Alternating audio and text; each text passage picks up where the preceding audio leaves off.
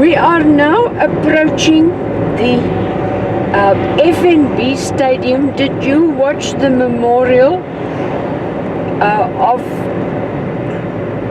Mandela? Yes. After his death?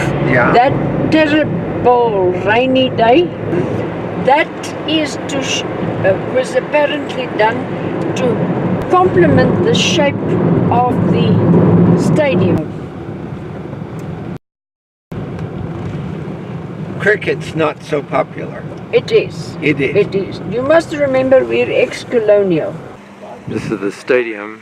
It's also where Mandela's funeral was held. It holds 90,000 people.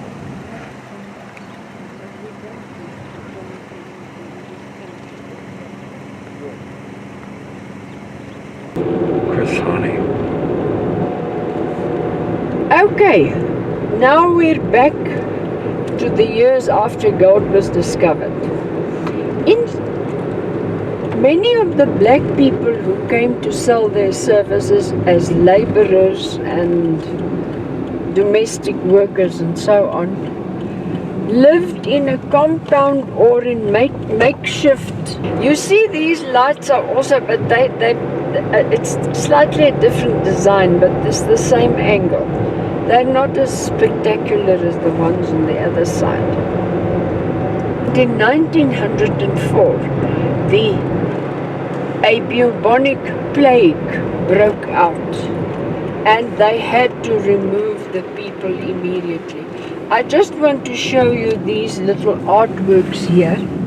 This was all done for the World Cup, and opportunities were given to the youth, the younger artists, to make these works of art, to give them also a stake in the whole excitement. I can tell you, this country was so charmed and involved in this whole World Cup, and everything went so smooth and so on. It was really magic. Although I, as a guide, was perhaps a bit more exposed to it than the general person in Johannesburg or in the country. Now, also going back to the World Cup, you must have heard the vuvuzelas, the noisy vuvuzelas that the people were blowing. This is examples of the vuvuzelas. You see this? Horns. Mm-hmm. Okay. It did blow them, and the foreigners did not at all like it, but the South Africans went up in it. That is the house of Irvin Khoza. He is a big businessman, but he is also a big soccer man. And he was the man who negotiated the World Cup to come to South Africa. As you can see, this is quite a nice area. It was developed this side since 1990 and the other side since 1982. But you can see, and here the people living here are mainly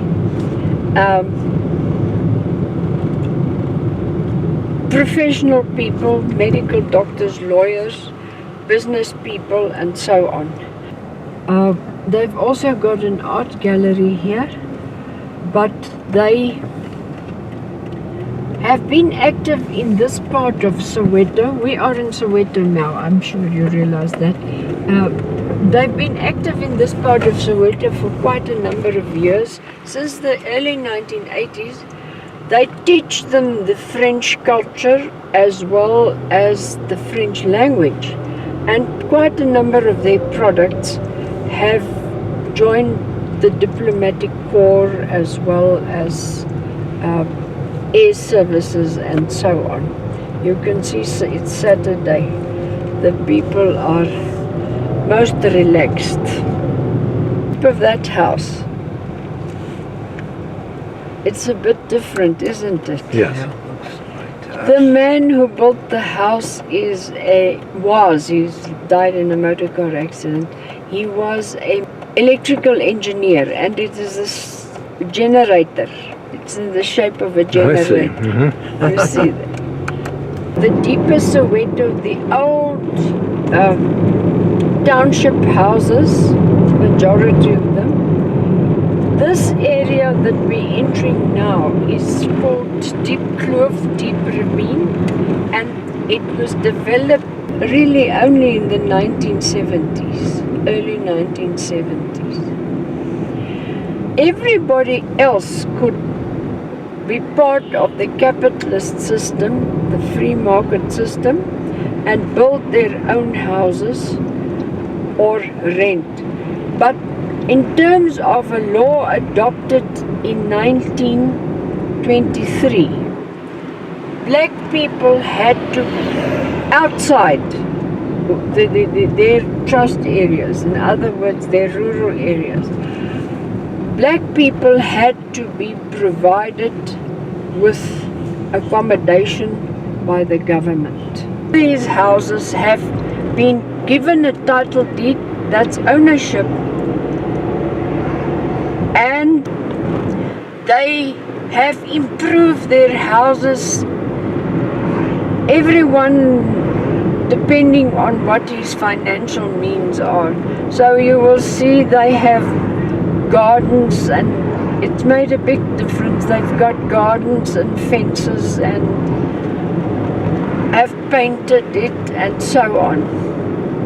And I can say with great authority, the majority of the people living in Soweto are 1.5 million. It is 120 square kilometers big.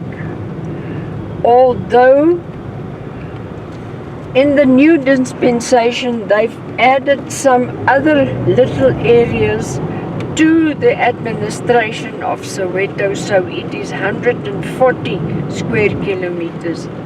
And that has increased the population to 1.5 million. Black and white relationships or marriages, or some of them are also from the Malay, because you must know that in 17 the Cape government imported Malay slaves to come and work in the Cape, and that was one of the groups that were set free. They were just, This is the first planned township. Yeah, and if you are familiar with town planning schemes, it was the garden city model, which was very popular in the 1920s in Europe. This township, which is Orlando East, is really the shortage of housing, but that is basic to a lot of things. Considering road behavior, stop anytime, anywhere, and The taxis. yeah. And you'll also hear that often they do this. Mm-hmm. That is to say to passengers standing on the side, we still have room in this taxi. To indicate where they are going to. And that taxi may not be going to that, wherever they are. The name of the street again?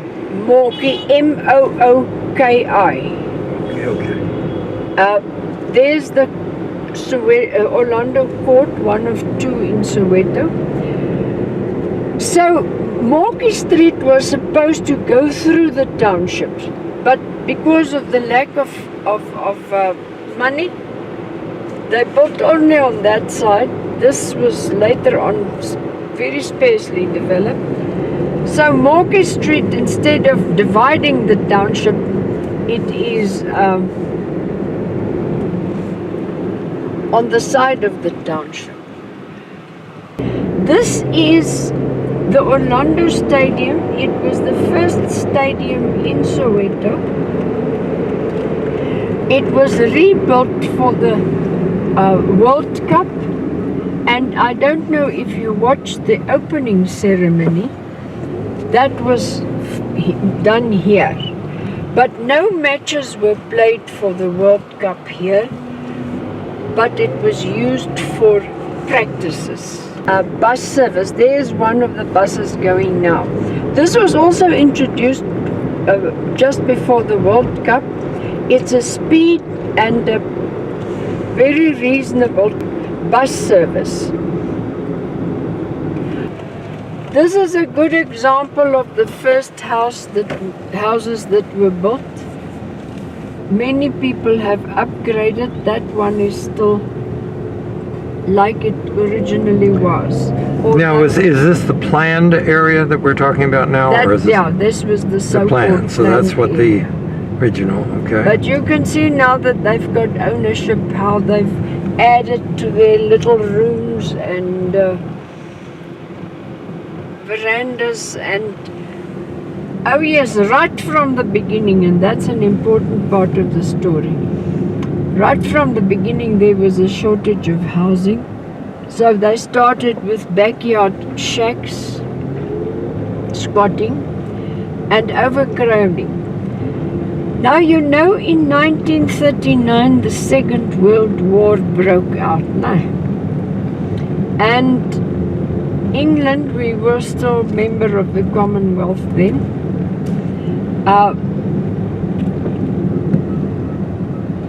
England did, or rather, we were then part of the Commonwealth, so we joined the war. And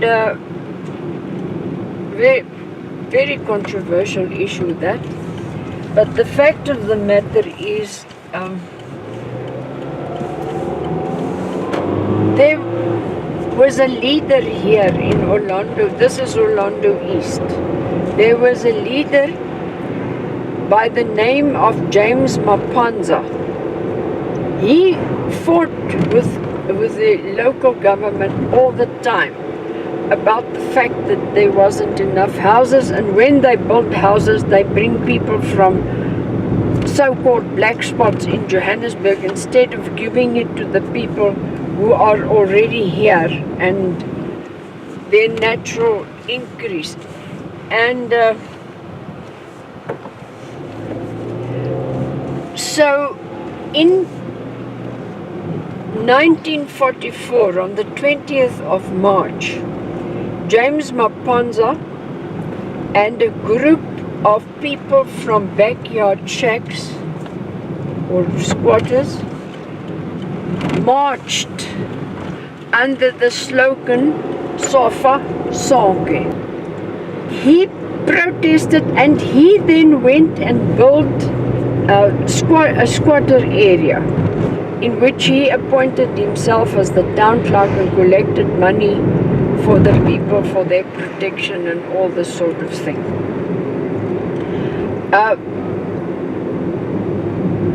This is an important part of the history because he then really started protest squatting. This was chimneys built in 1951 for an existing power station, electricity power station. But Eskom took over the provision of power all through the country. So this is now developed into sports fields and so on. And if you look in between, you see there's where they do bungee jumping and abseiling and all sorts of games here. This area is developed now as a sports field and middle class accommodation. University of Johannesburg. This is a satellite campuses. They are trying to renew it from inside to keep it as a historical monument. Unfortunately, it's going a bit slow.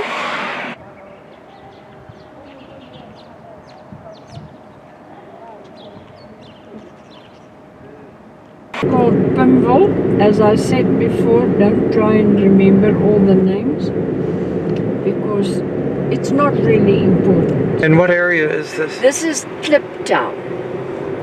Klip means stone and of course O-W-N, yes. This area was started in 1903, in other words, before the other people were brought here. And in 1912, the local government of the day placed a number of Indian traders here because they didn't want to give them the right to trade in Johannesburg because then they would be, that was the English government, that would be unfair trade to the competition to the white traders. Yeah. Because they'd be willing to work harder and longer hours. Yes. At lower wages. Now I just want you to look at, on the left hand side, you see there are some statues there on the poles. It's not very visible, but if you look carefully, can you see that? Yes. Right. Every one of those statues represents one of the clauses of the Freedom Charter. Now I'll tell you everything about the Freedom Charter just now. I just want to remind you that I said black people have not been recognized as far as giving them political rights or recognition. By the way,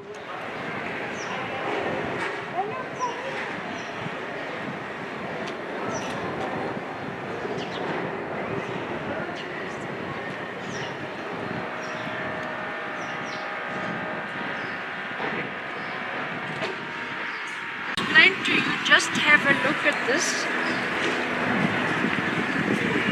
Remember that this is celebrating the right to vote. So the design is the voting cross. Can you see that? Yes. You see that?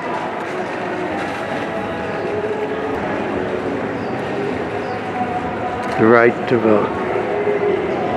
They held the meeting for 3 days here in this building to decide on what democracy they wanted. Did they have a picture of someone? Yes, they have to this day. And then they got the franchise, and it is they are in the smoother times now. You can see.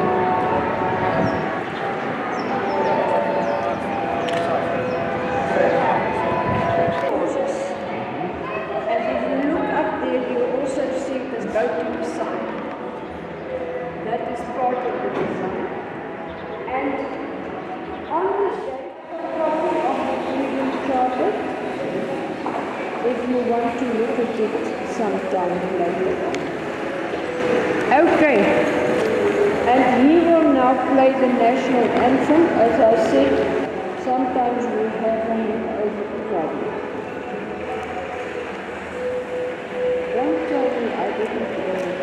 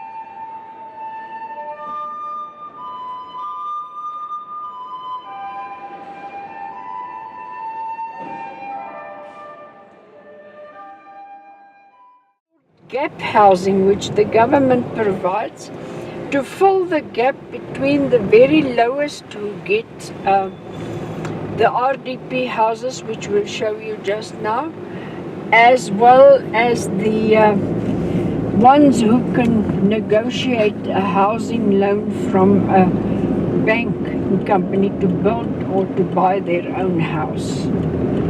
So they have to be within a certain limited income bracket and planning houses. On the right hand side you can see there are two families in two separate. Many of them sell the houses or rent them out and they move back into the squatter area. That was the old government houses. But you see they're semi-detached.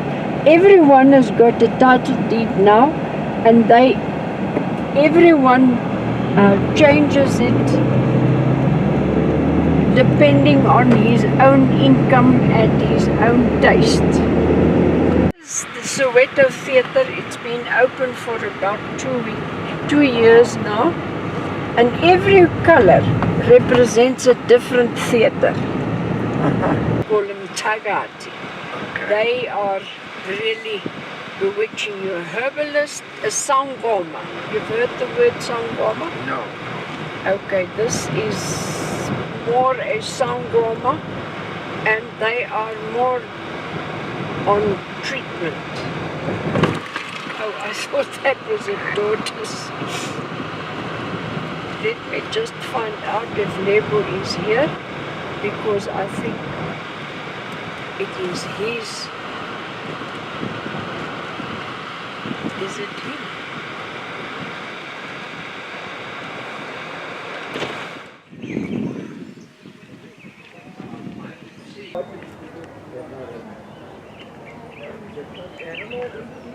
No, because people are busy with the renovations, so it's happening. This is the Oppenheimer site. Of July in KwaZulu Natal, Umsinga, and he is still alive. He is a historian, a playwright, architect, painter, sculptor, and a healer. We Africans, we call him Isanus, which means the great shaman. He created the village for us, the people of Soweto, so that we can be in touch with our traditions since we are living the modern life. This village was attacked in 1976, June 16th, when the Black Power began, after a controversial statement they believed he made regarding the outbreak of 1976, which was in December 1975, whereby the elder was invited to come and address the commission in Johannesburg. After the commission, there was a woman journalist who used to work for the media paper Report, who interviewed him and said, "Mr. Mutwa, since you say that you are a shaman, tell us what are the people of Soweto are looking for in terms of change." He said that the women of Soweto, they foresee fire and they smell smoke, and that the school children of Soweto will revolt against the language Afrikaans as the medium language at school.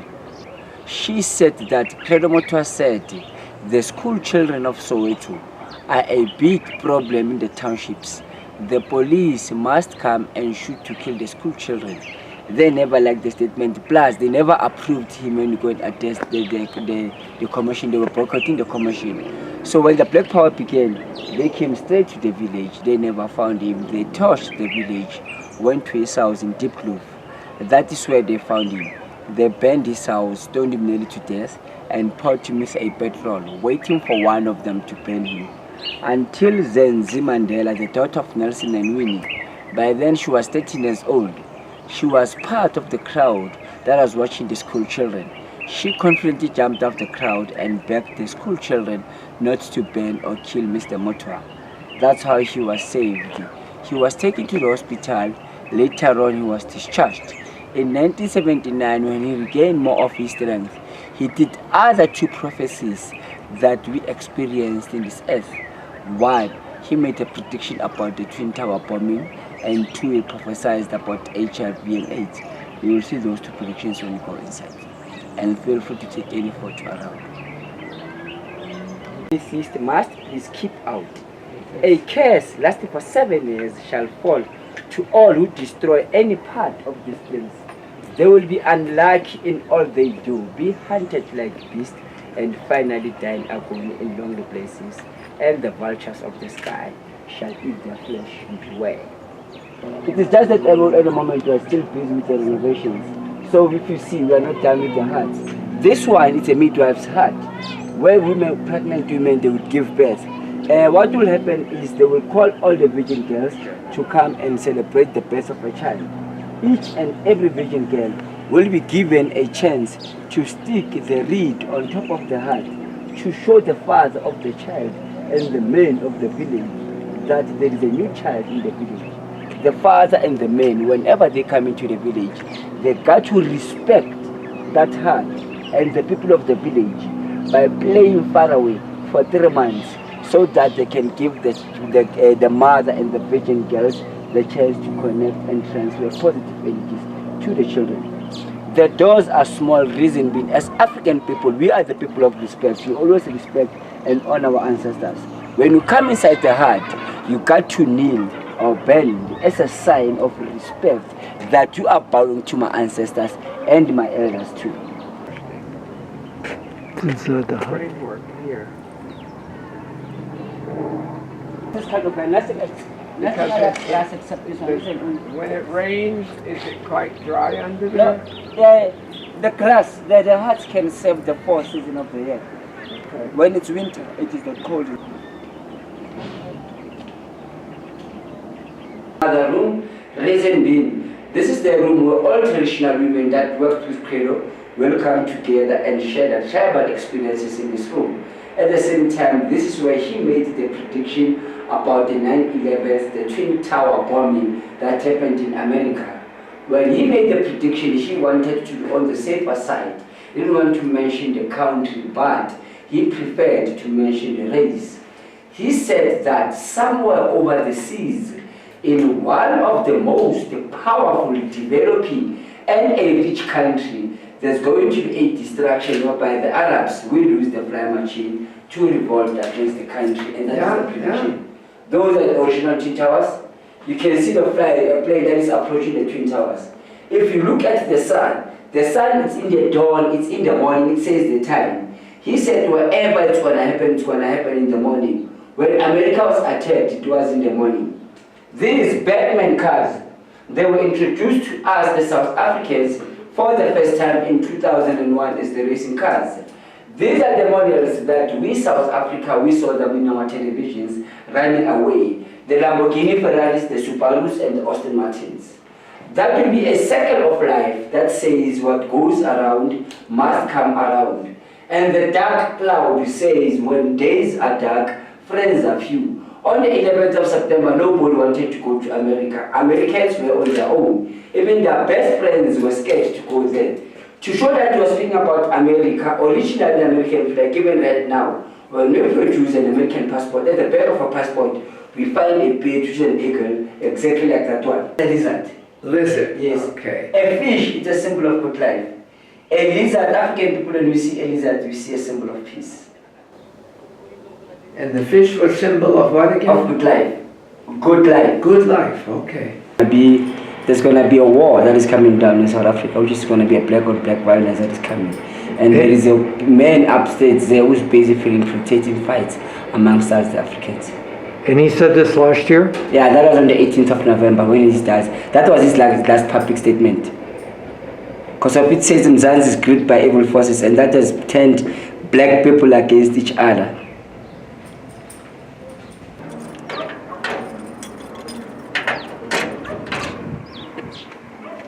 And this area, we call it Kwakaya Lendaba, which means home of the story. That is where Credo will train and initiate those who've got the powers to become traditional healers. They will perform the rituals around this place, give some offerings into that shrine at the same time. This is where he will teach us and remind those who come from Africa what African people used to believe in before Moffat and Livingston, the first missionaries who came into Africa and introduced the Western Christianity. In Africa, our people before Moffat and Livingstone never believed that the man was the first person to live in this earth. Africans would believe that the woman was the first person to live in this earth. Reason being, even in the modern life, a woman is the only person that gives birth to this earth. Right. At the same time, women are the only people who experience a thin line between life and death. They call Mother Earth. Yes, the Westerns, the Arabs, and the Asians, the colors are the mixed breeds of the four races. That is why in this poem we find a human skull. It is to show that we can brag about our races, but once they peel off our skins, we are the same. That says the Creator is colorblind when it comes to us, the human race. Bed. Those are the beds that were used by our elders whereby whenever there were children who were born in a very same day in the whole village, all those children will be taken to the gods of the talking birds and be named by that gods. That is why as African people, even today, our African names are very much important. We live upon our names. They've got a meaning and a direction to us. What kind of bird? That one is an eagle. An eagle. It's a variety, the one that flies its eyes to the most highest of itself. That is why it's they refer it as an angel Gabriel. And then the Earth Mother, she's carrying a spear. With the spears to protect her nature. She's got 4 eyes, which is 1, 2. The third one is on the chest, and the fourth one is on the left leg. With those eyes, it's for the Mother Earth to take care of the nature. That is why in the families, the mothers are the ones who are taking care of us. They taught us how to walk, how to talk, how to respect and be responsible. And the fathers, they give us a big thing that no one can give except the fathers. They gave us identity to know and understand where we're coming, so that you can positively know where we're going. In Africa, when we take the love of the father and the mother and combine it, we believe that we get wisdom and love, integrity, humanity, and good life itself.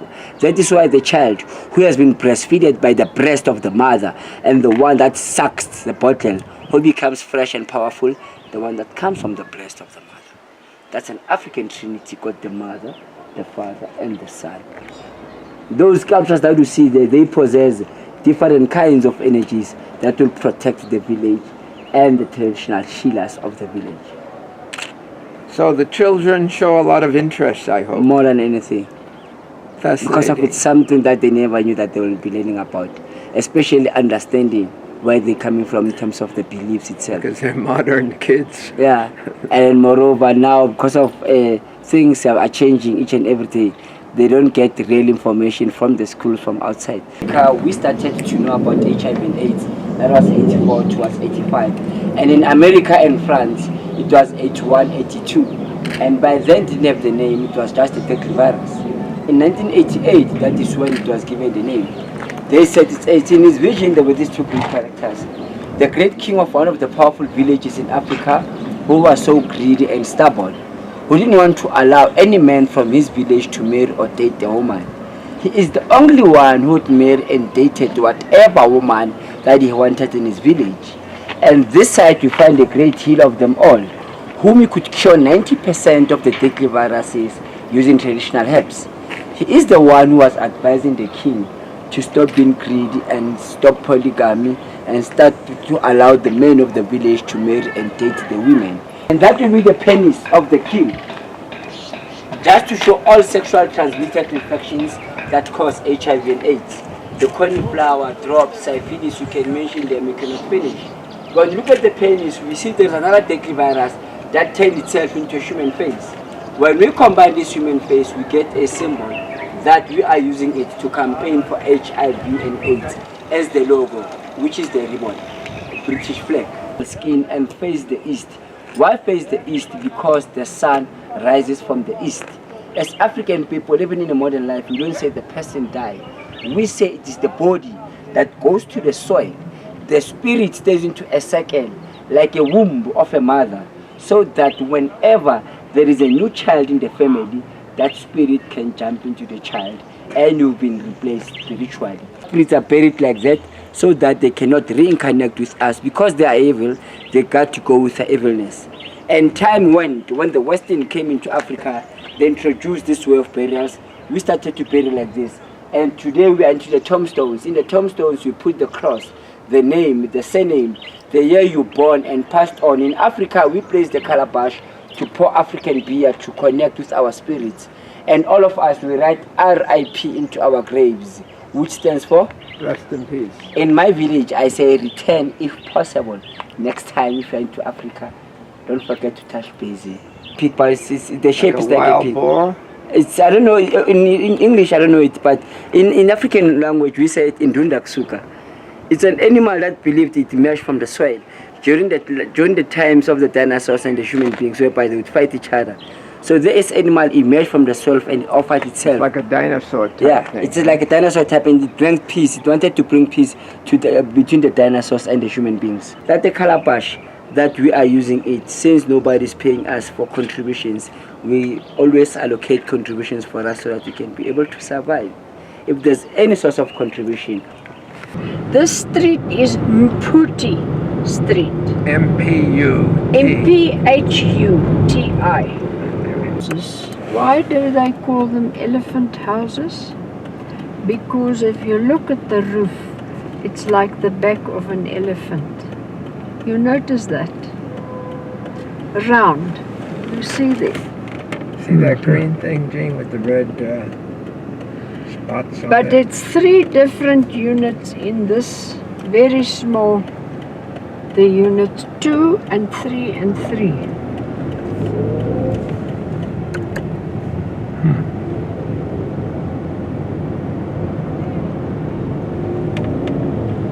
Hey, Lona, let's get some Maharashtra, man. Hi, sugar.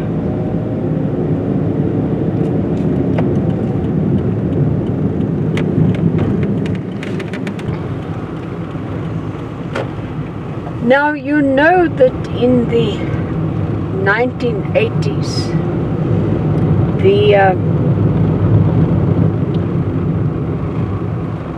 the political underground changed. Here they're playing, what are they playing? A form of soccer in the street.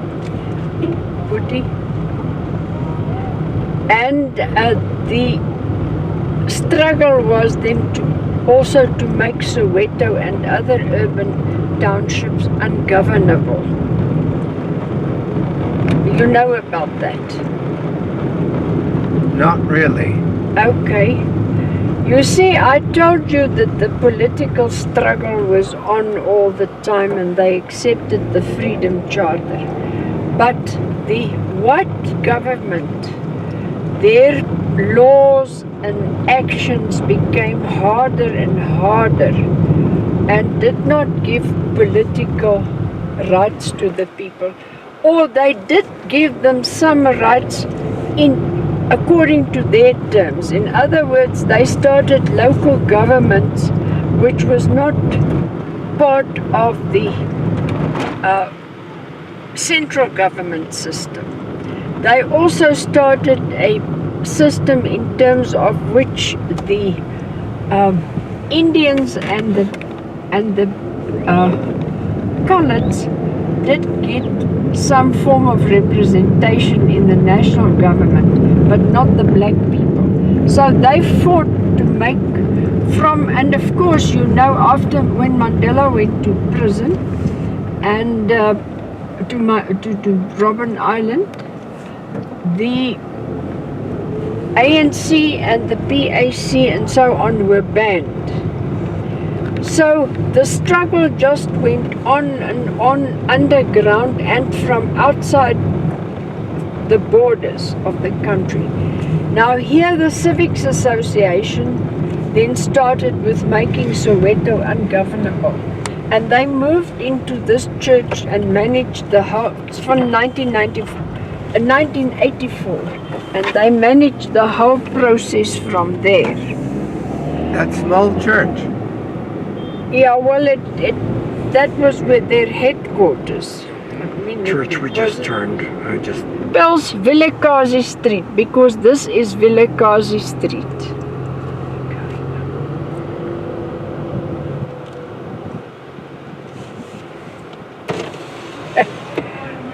I'm alright, you always say it's full and always I find space. Mama Timbo. of these people want tips.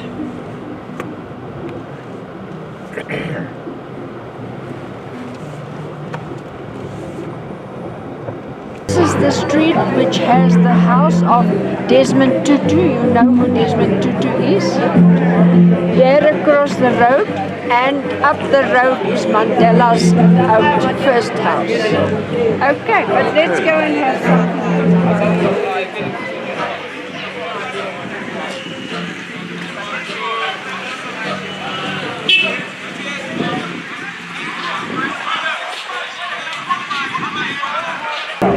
I am taking this video from the restaurant where we're having lunch.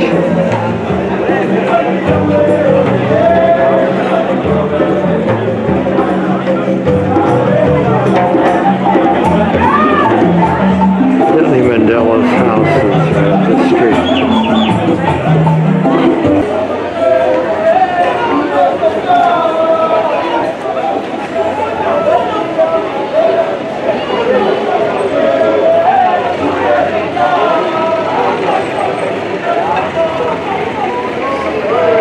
This picture shows lines. Yes.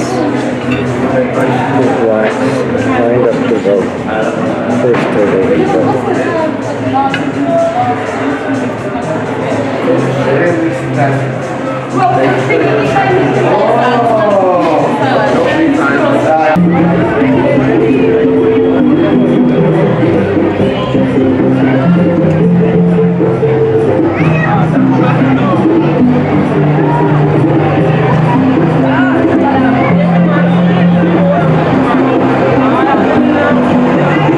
These used to be all matchbox houses. The street where Mandela's house is. We're walking up to it now.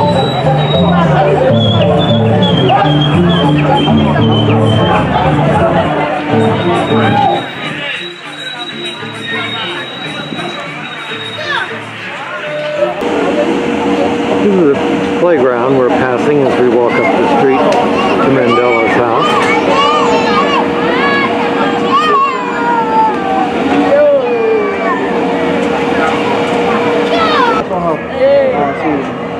Is this final? Miriam Makeba was really discovered for the first time by the Manhattan Brothers when they performed in the DOCC YMCA in Orlando East. She came to them and she said she wants to sing for them. You know the Manhattan Brothers were from Soweto and they were bowled over by her. And then she really graduated and went to Sophia Town. So it wasn't Sophia Town who discovered her, it was YMCA DOCC in Orlando East.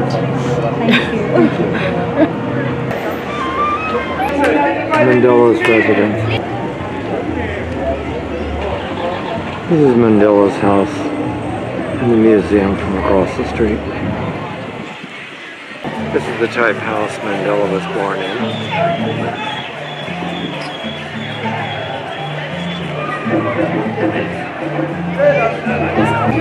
Moved in 1946 with his first wife, and they had 3 children. The one daughter died when she was 9 months old. She was frail since birth, and then they had 4 children in total, and then in 1957, his first wife left him because he was never at home because of his political involvement, and then in 58 he married Winnie Mandela, and they lived here, and she lived here until she was sent to, when he was sent to prison, and later on she was sent to the Free State. It is now a museum. Oh yes, I love my screen. Oh, do you love my screen? Oh yes, I love my screen. Immunatically in me. Immunatically in me. Immunatically in me. Immunatically. Just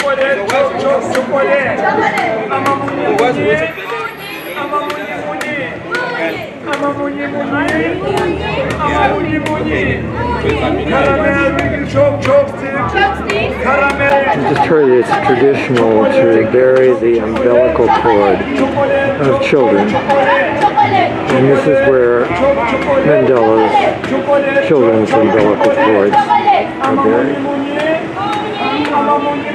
Right in front of the house.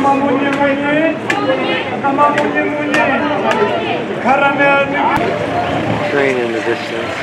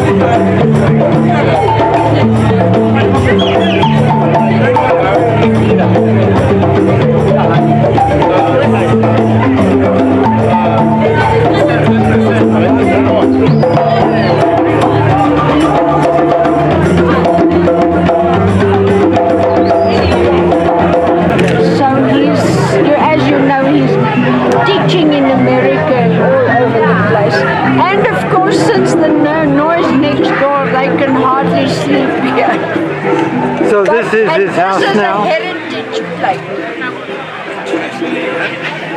I bet you're right. This is why he doesn't live there.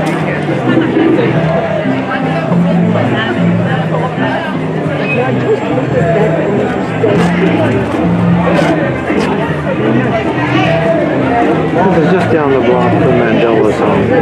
You know, the youth revolution was really resulting from, I'm just greeting my friend here, resulted from the enforcing of Afrikaans as a medium of instruction in 3 subjects. But there was a lot of unhappiness, as I told you.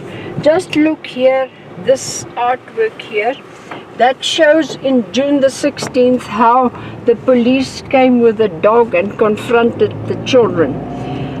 The first guy who was shot by the police on that day, because they had a march against this going to the Orlando Stadium, and the first person who was shot was Hastings Ndlovu. He was one of the leaders the day, but he only died the evening. Hector Peterson, whose museum is there, he was then the one who was just walking here because he was 13-year-old. His sister asked him, "What are you doing here?" And he said, "I want to see what's happening." And the next thing is the police shot him, and one of the others picked him up and ran with him to the clinic with his sister next to him. And one of the black photographers took a picture of him running with Hector, and that picture was all over the world next day, and it's become the famous picture. And Hector Peterson picture, and yeah, he also became a hero because he was really only a kid who was not even part of the protest, but he had to pay with his life. Movie, The Bang Bang Club, which is a true story by 4 journalists. The one committed suicide, but not for this reason, for other reasons. The Bang Bang Club, it was the black on black violence 1994. A lot of it was shot here and in this environment. It's not pleasant, but it's informative. And a lot of it was shot here and here under this bridge. Under this bridge that we're crossing right now. The Bang Bang Club. that's the Nansfield Hostel.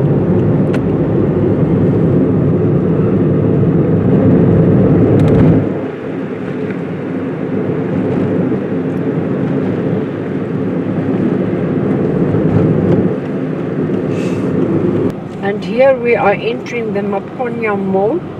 There are 5 malls in Soweto. One was built during the struggle time in Dobsonville. In Soweto, these were built after 1994. This particular one was officially opened in 2007. This is Soweto Mall. The mall opened in 2007 actually, and she was hoping, sitting right where Mandela was, but he was ill and they whisked him off.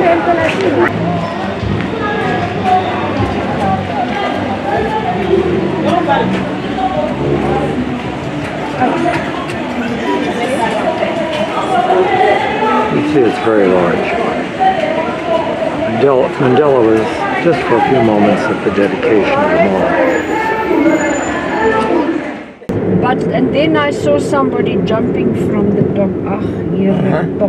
Because the Baragwanath Hospital is in front there. It was built in the early 1940s, but in 1948 it became a hospital for the blacks.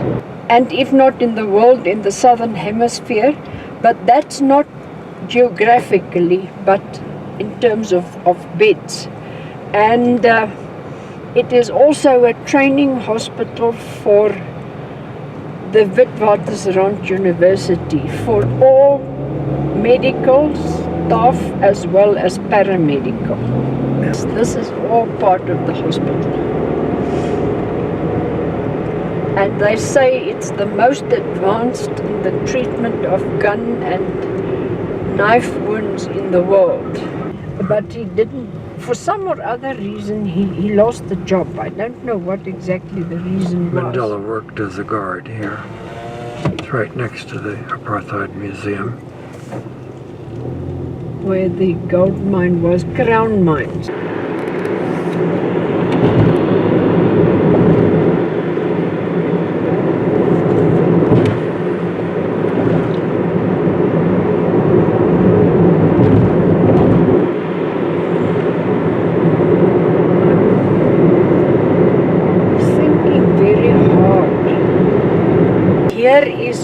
Where one of the photographers, he was the first man who used a flashlight as a photographer. As a fort for the old Transvaal Republic, because they tried to protect their safety.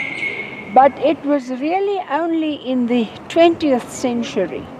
You can see here are some of the cells. They kept this for historical purposes. And these people were awaiting trial. And 2 of the people who were famous people, political prisoners, is Gandhi as well as Mandela, who were prisoners here. And when they had to build a constitution court, this spot was chosen because it is also the richer part of Johannesburg downtown, and then the poorer part of Johannesburg, all coming together here. And we'll talk about the design inside because that is quite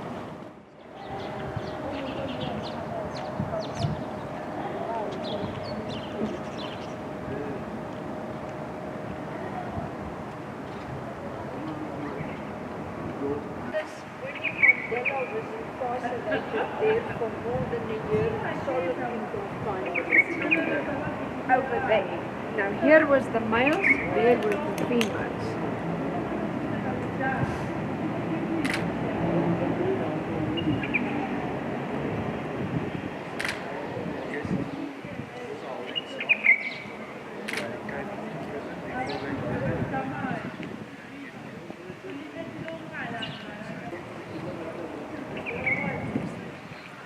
Court is the highest authority, legal authority in the country.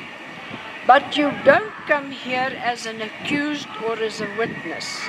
People think their rights as citizens under the Constitution have been violated, and they bring their cases here. 6 months, the judges study the cases, and then for 6 months they hear the cases. Waiting trial. He was kept here behind in the medical quarters because they were scared for his safety.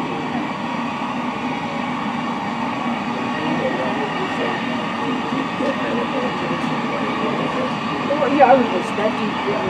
But I think it wasn't the main cause, wasn't for medical attention, it was for safety.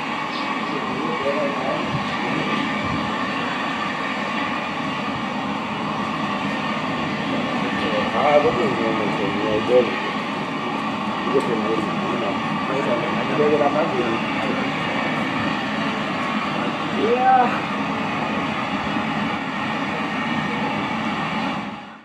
Not to make use of artificial light, but South Africa's good light. And it is also pedestrian friendly. You can see the people walking through here. And let me just go and show you here.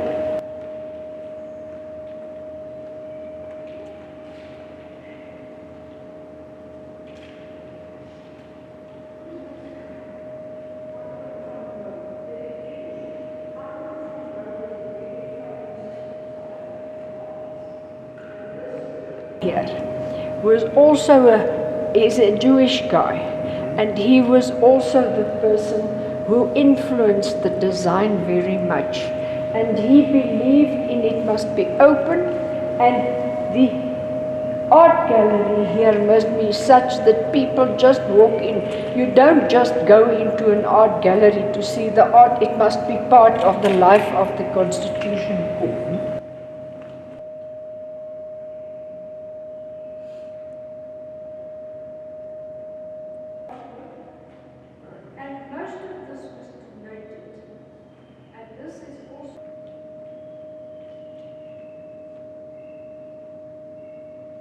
This is Dumas, D-U-M-A-S. She is a South African-born artist, and she does beautiful things. Those are.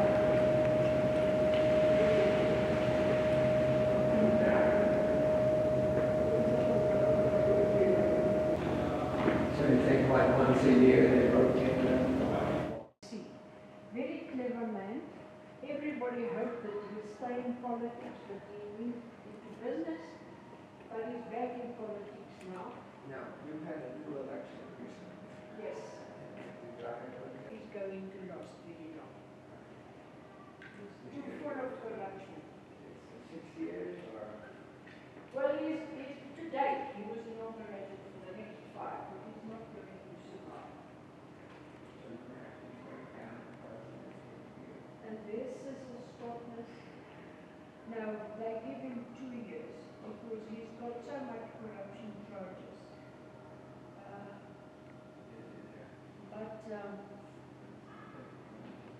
Is that beads or?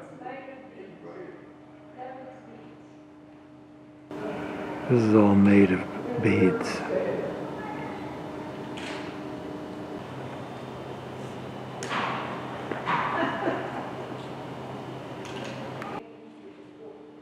But then they had difficulties in birds coming in and not getting out.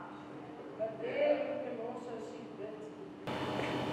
The 9 provinces. Okay. Let's quickly go into the court before they kick us out. Here's a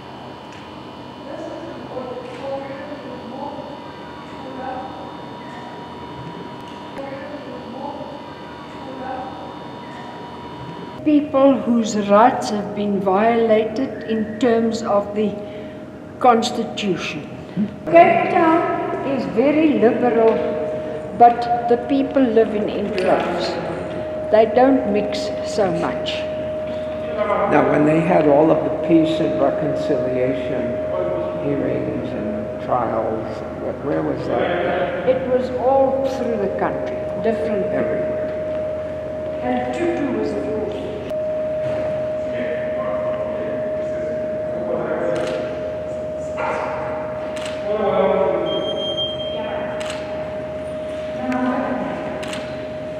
And if you look at the wall there, here, it is the old prison cells that were demolished to build this.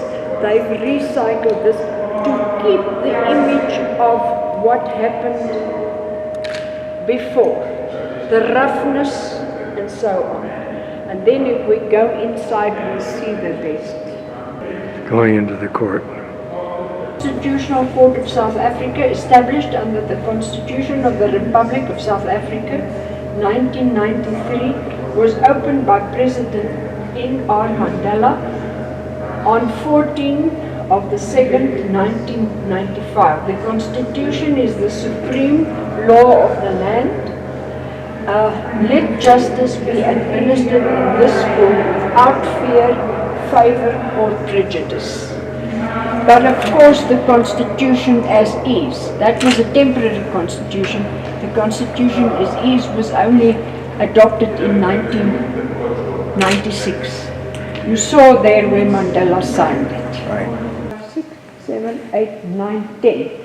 10 judges, there must be at least 9 at a time to hear a case. And what is also interesting, there you also see the recycled, but there it is new. And if you look through there, you can see the people walking, because the Constitution belongs to the community. It is, and the court belongs to, it's not a sacred place. And also the recycled and there, but what is also in the old black tribes used to have their legotlas, their traditional court, under a tree. That is why they have that theme, justice under a tree. You can see the shadows and the leaves and so on. Very nice. This is the Constitutional Court. At that, the covering of the judges' part, that is from the Nguni cattle, which is considered by the Nguni people, that is the Xhosas and the Zulu, as the tribal animals. That is why they are, I don't know if you noticed that also when at Mandela's funeral. And if you look at that beautiful, it is so beautiful, that flag, South African flag. It was made by Zulu women. It's beads, tribal women in the tribal areas, and they donated it. And you can see there's no place for the witnesses and for the accused, because nobody is accused. And the judges study it, and then it is heard here. As I said, 6 months of studying and 6 months of hearing the cases and giving judgment. The judges are supposed to be representative of the community. There are quite a few females, very highly qualified and experienced, very highly qualified and experienced blacks and whites. One of them is a HIV positive, and he's gay, acknowledged as a gay. And of course there are also physically disabled. The one who is a blind Indian man, a fantastic person, he just recently retired. This is really amazing, Yeshua. And they donated it, and you know how much those beads cost. privilege to be standing here. You know what the flag is all about. The black that black and green and yellow used to be the ANC's countries, pastures and so on. Now, then they added the red is the blood of the struggle. The white, I don't know if there's any significance. And blue is, but we are universal, you know? Yeah. And kind of like a capture.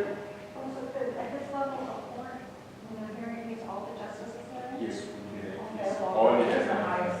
Yes, all the examiners at the same time. Well, And I know it's the mention justice. Okay. oh, that's a good one.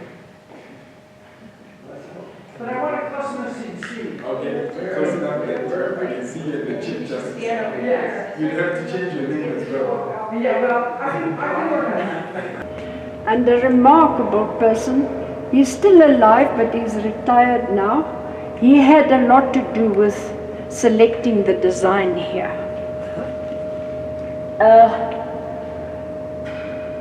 This Musineki, and where's and I was at his book launch here about 2 months ago. He's gay and HIV positive. What was the on title of court. his book? Introduced the book launch. And if you hear the English and the education of this man, then you just wonder why are there not people like that in government? If there are, we don't know about it. Sorry. Now for another 5 years. Chief Justice. Well, he looks like a serious fellow. Now, if you compare him on talking, I'm just one, but hearing him speak, worlds of difference. Outstanding man. And as you can Esther see, said. the female population are well represented. Yeah, good. They had to Represent justice. replace it with the tile, which is easier to keep clean.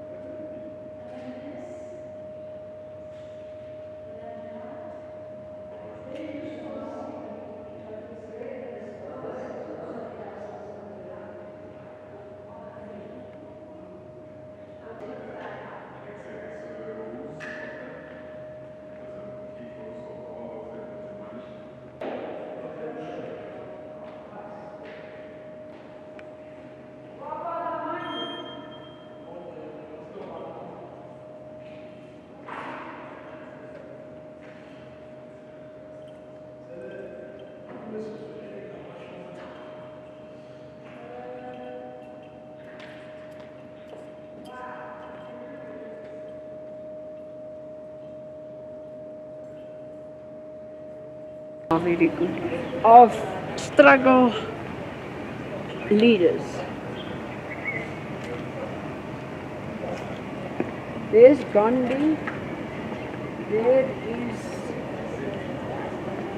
Oh, that.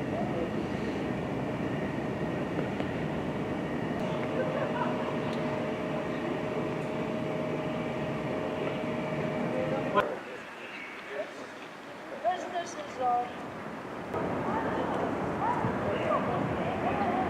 This is the old fort.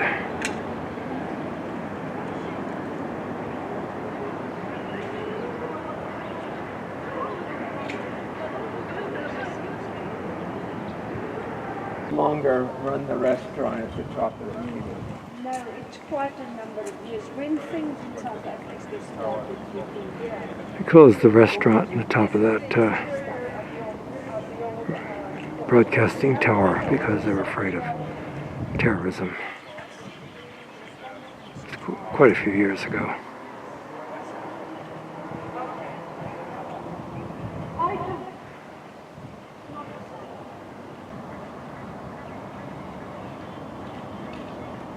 give those flags a bit of a wash. Which flag? Yeah, On top. there's on put a new one. It's dead. I saw that man in Nolu. In Golil.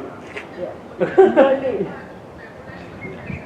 Rabon, This is the color. what are you, Avula? Mvula. Okay. They're the security company. You have a tourist. I suppose this is the police force at the time. It could be.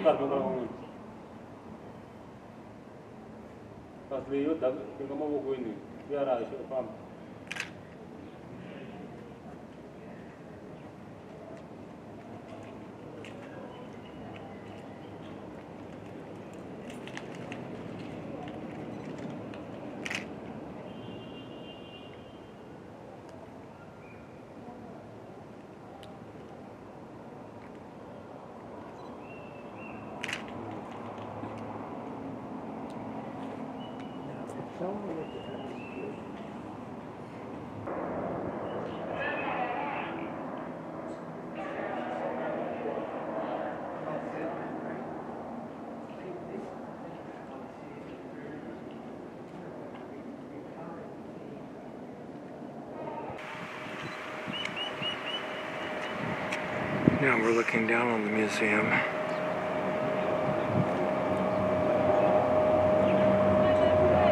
On the top of the fort. Now the important thing is when the Boers built this, it had to look like blue, something blue from the outside. Nobody was supposed to know about it. That's why you see a lot of grass and so on. Did they succeed or must people? I think, and you could see the emblem there of the Zuid-Afrikaanse Republic was in the inside. And I've only known about this for about the last 12 years, if not longer, 13, 14 years, because nobody knew about it.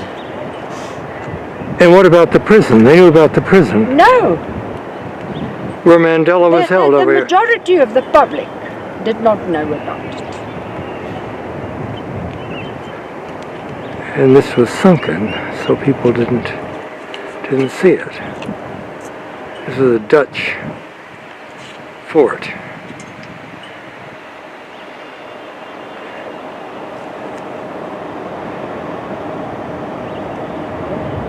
And the prison was right over here, where Mandela was held. I had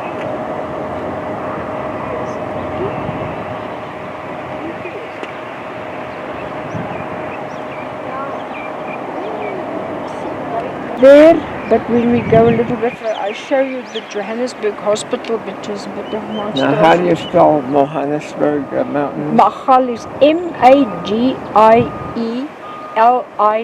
is Magieliesberg. Magaliesberg. In Afrikaans we combine. In English they separate it with Magalies Mountain, but in Afrikaans it's all one word.